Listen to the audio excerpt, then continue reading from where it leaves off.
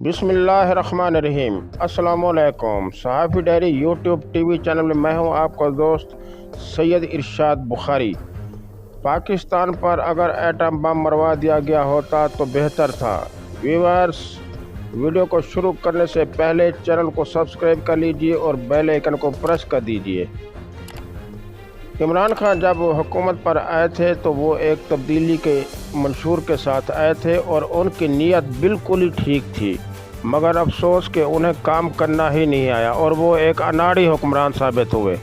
4 साल के अरसा में जब वो कोई काम ना कर सके तो उनके खिलाफ तहरीक अदम एतमाद आ गई और सियासतदानों ने उसकी हुकूमत को गिरा दिया। मगर उन्होंने फिर इमरान खान साहब ने न सिर्फ अमेरिका पर बल्कि पाक आर्मी पर भी साजिश का इल्ज़ाम लगा दिया। एक जलसा में उन्होंने कहा है कि मेरी हुकूमत गिरने से तो बेहतर था कि पाकिस्तान पर एटम बम गिरा दिया गया होता।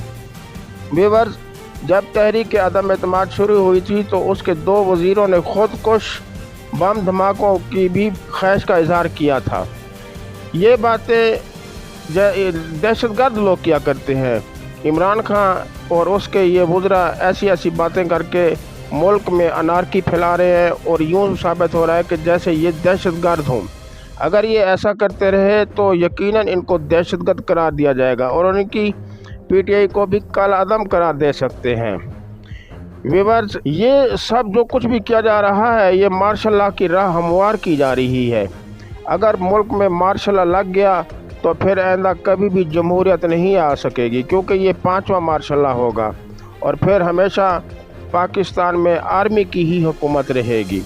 इमरान खान साहब को भी चाहिए और उनके साथ जो लोग लगे फिरे उनको भी चाहिए कि वो इंतहाई इकदाम उठाने से बाज रहें। इन्होंने सियालकोट में भी अनारकी फैलाई है और पुलिस के साथ झड़पें हुई हैं। इनको चाहिए कि ये ज़रा अमन से रहें और पुरअमन तरीके से ही जो काम होगा वो बेहतर होगा। वरना मैं एक और बात भी आपको बता दूं, आज तो इमरान खान साहब कह रहे हैं कि मुल्क में जल्द से जल्द इंतखाबात कराए जाएं।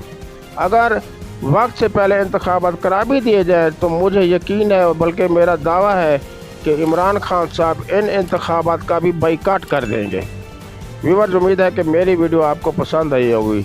मेरी वीडियो को लाइक करें और दोस्तों के साथ शेयर करें। नई वीडियो तक के लिए इजाज़त चाहता हूँ। अपना ख्याल रखिएगा। अल्लाह हाफ़िज़।